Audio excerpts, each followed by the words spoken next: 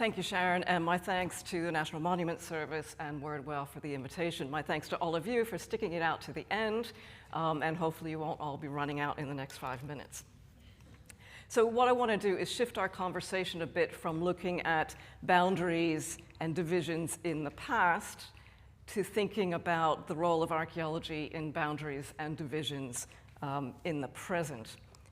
And this is the part where please don't run out, but I am going to start with a little bit of theory speak because I want to give everybody a sense of where I'm coming at when we start talking about integrating archaeology and conflict transformation. The broader context for my own work lies in comparative colonialism. I look at, in particular, the expansion, British expansion into Ireland and across the Atlantic and the Atlantic world. This is a period and a process which has a whole host of unresolved legacies in the present. We heard about some of those from Alexandra. So the theory speak part here is how I grapple with the implications of the work that I do, what I look at in the past, and its relevance in the present. So I'm going to talk very briefly about pragmatism and ethics.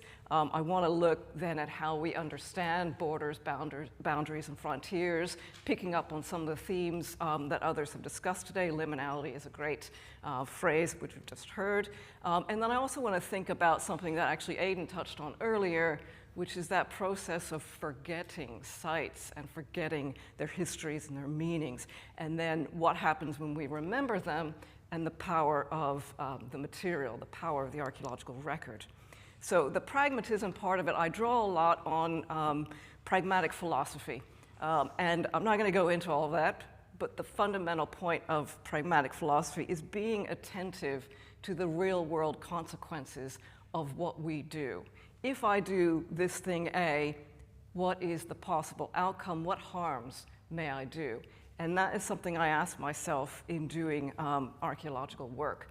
That tips over into my understanding of ethics, and ethics in terms of responsibility to people in the present, and ethics in terms of responsibility to people in the past, because we self-appoint as archaeologists to tell their stories. And there's an ethical responsibility there. And sometimes the ethics in the present and the ethics to the past are in conflict. And that's where I fall back on what I call empirical honesty, remembering the evidence. This hopefully will become clear with a few examples.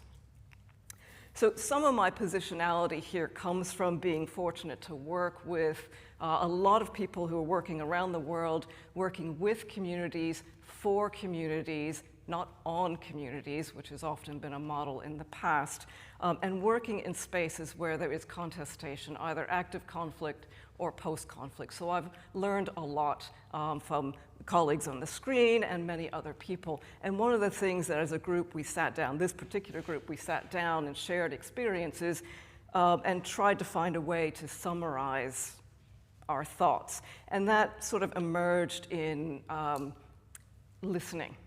A very basic thing to do, but what knit us all together was a desire, and actually having learned, it's really important to listen to people, to listen to local communities, what they're interested in, what they know about their past, what role can we play in facilitating their needs in the present while being honest to the past. So that notion of listening is really important when it comes to how we work with communities across whatever particular divides. More theory speak in terms of how we look at borders and boundaries. I always find myself coming back to the Norwegian anthropologist Friedrich Barth, the way that he conceptualized ethnic groups or identity groups as basically the boundary is the important thing, and that's how you know who you are because you know who you aren't. So on the face of it, that's a really easy way to understand the kind of broad brush division of society in the north of Ireland. Broadly drawn, we have our Protestant Unionist Loyalist PUL community, and we have our Catholic Nationalist Republican community, broadly drawn. Now we all know those green and orange dichotomies are breaking down, but yet we still have peace walls, we still have division. So when I think about Barth doesn't do enough for me because it's also in those spaces, those borders, and the liminality that we've just heard from Paul, there's possibility in those boundary spaces. If we draw from European borderlands theory, frontiers are spaces of possibility, spaces of violence, spaces of ambiguity, and that's another way of thinking through what happened several hundred years ago and how that might affect our present-day society. So you all know the Ulster Plantation. This is really what I'm going to draw from, evidence from the Ulster Plantation to talk about the conflict transformation. Obviously, the Ulster Plantation launched 1609. This is the effort to import loyal British Protestant settlers and, of course, to remove all Irish from the northern part of the island in order to subdue and have political control. Sounds very good on paper. The most absolute part of that scheme was, of course, the Londonderry Plantation, which used the money of the London companies, the great medieval merchant guilds, to fund it, and the companies were meant to come in, remove all Irish, and build nice, very clear model English-style houses and towns and cities. So we know that model. And that model is very much understood in a direct relationship to the divisions of the 20th century and to the origins of the Troubles. And the best illustration of that direct connection is in the title of the, not the current, but the previous Troubles exhibit in the Ulster Museum, Plantation to Power Sharing. Now, there was nothing in that exhibit that talked about plantation. It was just a given that that was the root, and it just focused on the Troubles. If we look at the work of political scientists, of which I have a great deal of respect, they're looking at the Troubles, they too accept that the Ulster Plantation was an absolute scheme. All Irish were removed or cleared to the geographical margins. And so what we have today, rival ethnic groups living cheek by jowl and in suspicion of one another, state of mutual hostility, et cetera, you can read on the screen. So we have that popular and even academic understanding of the early 17th century period as the roots of contemporary division. The archaeology doesn't always cooperate, and that was very clear back in 1999 doing excavations at Mavanaher, which was the principal settlement for the Mercer's Company in the Londonderry Plantation. You can see the 1622 Thomas Raven map is already telling us that they're not building a model English settlement because it hasn't even got, hasn't even got a street, right? It's surrounded by forest, and in fact, within the confines, you see several vernacular-style Irish houses, one of which we were able to uncover archaeologically, and we also uncovered material culture that clearly, included hand-built Irish coarse pottery, as well as the expected imported English imports. We love ceramics, right? But ceramics tell us about what people were doing. They tell us a bit about foodways, and a hand-built cook pot, you cook in that differently than you do other kinds of materials. So that it was suggestive, anyway, of perhaps a more complicated story. And then we can look elsewhere in the Londonderry Plantation. We look at all the other Raven maps, and we see, of course, Irish-style houses in all of these seemingly exclusive English villages. We can look at other sites, and we see the same kinds of material hybridities popping up that don't fit the established narrative, that don't fit the plan. So the wicker centering inside English tower houses, more mixtures of local Irish ceramics and imports. And also in a few cases where we have surviving leather goods, these are some examples of shoes from Dungiven, as well as from Brian Lacey's excavations of the town ditch in Derry, where you have an interesting combination of an Irish-style thong construction and English stitch construction, but in the same pairs of shoes, which is suggestive of craft traditions and skills mutating, right? And when you're a craftsperson and you start doing something differently than you already did, that's a process that I think is worth thinking about. And I should also reflect back here again to the fact that I, like Aidan, am very much about archaeology's looking at people. And so I think about these craftspeople and how they may have been, well, why don't you try it this way? Or maybe it was simply, well, here's a different example, I'm going to try to replicate that. Whatever was going on, even if they threw the shoes at each other at the end, is significant. But so what? Okay, archaeology is always complicated. It comes as no surprise to any historian that the Ulster plantation didn't exactly go to plan. It was very haphazard.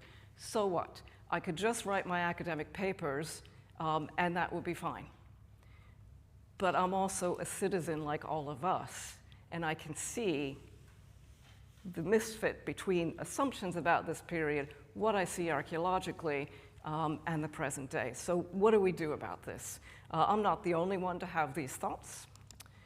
And I think there is a power to archaeology that we all appreciate, which is when you hold something, you have to come up with your own explanation for what it is. There's something about the tangible. So I think there is a power in the material to spark conversations that aren't sparked when somebody just stands up and tells, this is how it was in the past. I think people need to engage directly.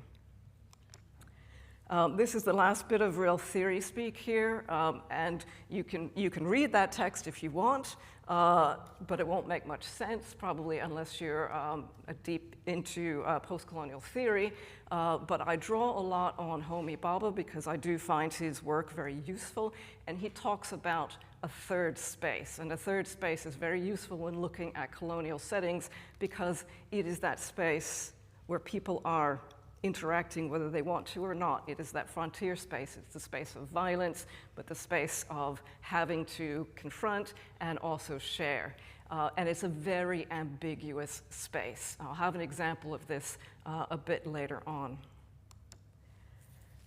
So I said I'm not the only one to think about the power of the archaeology that we see from the late 16th and 17th centuries. So for, well over a decade now, I've worked with a number of folks, but most particularly Colin Breen of Ulster University, and working initially in the way that is familiar to anyone doing community archaeology anywhere, is to bring in local history groups, often to work on sites.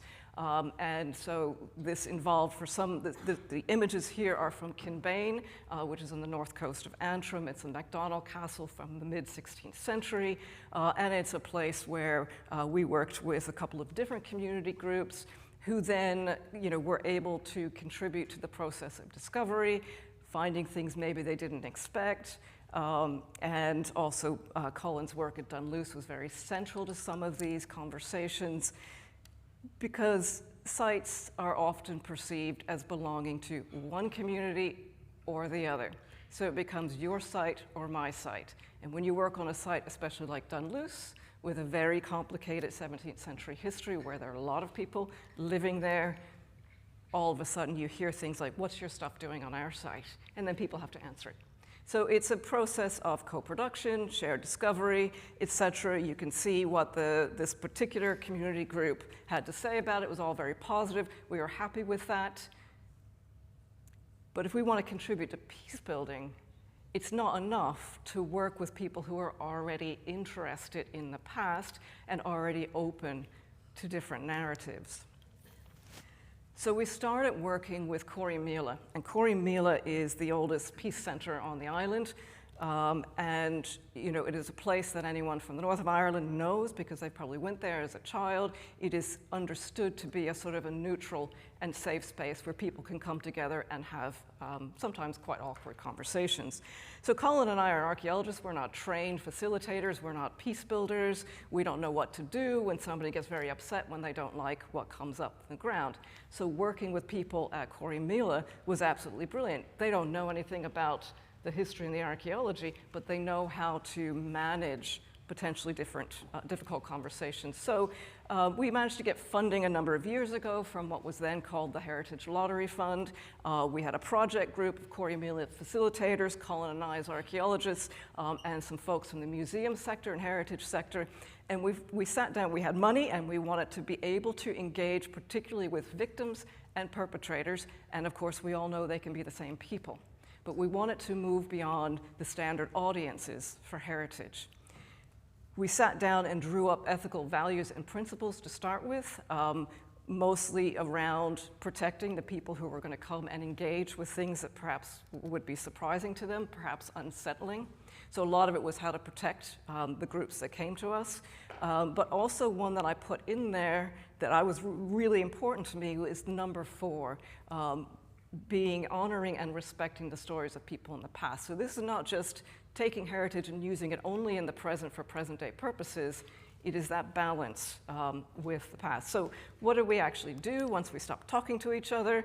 A fairly simple model of basically having various groups, many of which Corey Mila were able to identify, and bringing them up to Corey Mila for a weekend. We spend Friday night chatting through, getting to know one another a little bit, chatting through the broader history of plantation. Our first project focused specifically on plantation. Then the Saturday we would go out and we would actually look at sites and handle artifacts, take people by and large to places they had never been to. And then in the evenings come back and the groups would spend time doing what I call making posters and cutting stuff out of magazines, but according to the museum folks, they're memory maps, but basically a way of processing what they'd learned. And then the Sunday we sit down, we chat through, we answer questions, we hear what surprised them, what upset them, and so forth. And then about a week, 2 weeks later, there would be follow-up with each group to make sure that they were okay. Because when you're challenging people's understanding of who they are and where they came from, you can do damage. So the follow-up is really important. And there were some groups that were like, thanks very much for that, we can't go there right now, and others that wanted to come back for more. So that's the general outline. The whole range of sites we would take people to, I'm just pulling out Dungiven here because it's a very surprising plantation period site because, of course, it has medieval ecclesiastical evidence, it has late medieval Catton Tower House, and then it has a plantation barn and manor house. So it is a complicated site that also has a complicated history. This was a key location on the Skinner's proportion. You can see the numbers on the screen. The Skinners were not exactly successful in bringing in English or Scottish settlers. They were very good at maintaining the local Irish population, and I think that plays into a lot of what we can see in the building and in the archaeology at the site. And I won't go into all of that now, but this was a surprising site for many people. The biggest surprise at this site is something that we would ask group members to give us an answer, and that is the very well-known survival of this effigy tomb within the chapel at Dungiven. Why is it still there, given that plantation was supposed to be about imposing Protestantism, removing all these kinds of things? Why is it allowed to survive? I have a lot of thoughts on it, but I wanted to hear what other people had to say, and they had to talk about it. They had to think about why was it still there, and it challenged preconceived notions. So we, of course, had to do an evaluation. Anytime you get funding, you have to evaluate, and I have to say I was actually quite surprised at how positive all of the comments were from groups. And these were, groups from across the spectrum, across, various economic groups, certainly ex-paramilitaries, so on and so forth. And they were uniformly quite positive, which was great. So we were very enthused. And we thought, well, we've got to share this with the world. So we held a winter school in 2018, and we invited people working in conflict spaces and post-conflict spaces around the globe. And we sat down and we did a little self-congratulatory stuff, and we learned from one another, and it was all very good. It was very exciting. Again, focusing on ethical obligations. And then it was time to apply for more money. We applied for more money. No. We applied for more money. No, and no. Kept coming back because we were framing the work as peace building. And we were framing the work explicitly in terms of the sectarian divide. So we eventually got funding. We got funding also from lottery for a project that didn't really talk about sectarianism. or peace building, but it did talk about heritage and contested heritage. So part of it was training local practitioners to be more confident in dealing with sites of contestation, and another was simply supporting local community groups, looking at pretty much whatever they wanted to look at as long as they could so vaguely call it contested. All heritage is contested, right? It's about what we value and what we decide we're going to remember. So this is a good project. I'm proud of what we did, but for me it was a bit flat in that the power of the first one was focusing specifically on plantation and the roots of what people think are contemporary identities, and taking that apart.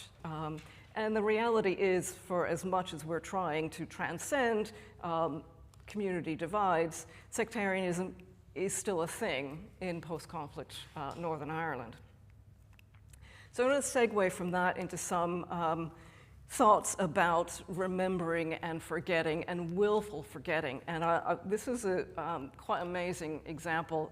For the last few years, I've been working with the Loop and District Historical Society, which is in South Derry. And the Loop is, you could describe it as a CNR, Catholic Nationalist Republican community, very active group. And they asked me to join them on a walking tour of Moneymore one evening in June of 2022. And Moneymore, of course, was the principal settlement for the Drapers Company. You see that they did get things right, according to Raven, in terms of the setup of the village. So the Bawn on Raven's map is in the same location as the Orange Hall that you can see on the slide. And so I was in my listening mode on this walking tour, and we walked up to the village, and we started at the Catholic school, and then we looked at a place where the Céilís took place, and so it was very much a tour from the perspective of what was valuable to the tour leader. And we got up to what had been the Bawn and the Orange Hall, and if you can see, everybody went like this, turned their backs on it, because the Orangemen at that point in time were busily hanging up a banner for the Queen's birthday. And so this is not, you know, so it was a very obvious willful forgetting of the importance of that location and what was happening in the present. And I bit my tongue, until the end of the tour, and then they said, do you have anything to add? And I said, well, there are a couple stories you might find interesting. You know, up there where the Orange Hall was, that is where, you know, the Bawn and the Manor House once was. And there are some really interesting stories that we know from the early 17th century, one of which involves drink. And I imagine everyone here is looking forward to going to the pub, so I'll rattle through this one pretty quick.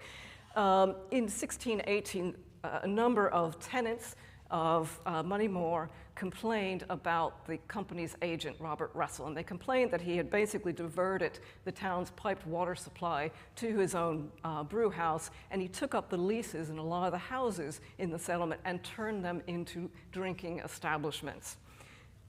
Now, we know the demographics, that the clientele for all of these alehouses in Moneymore were not exclusively English or Scottish, because they would have had an alehouse to, you know, for each person.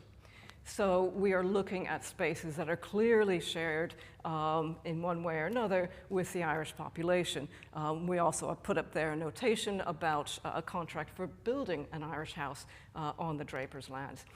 And, you know, so we speculate, you know, I'd let them speculate about what might have been happening in those kinds of spaces.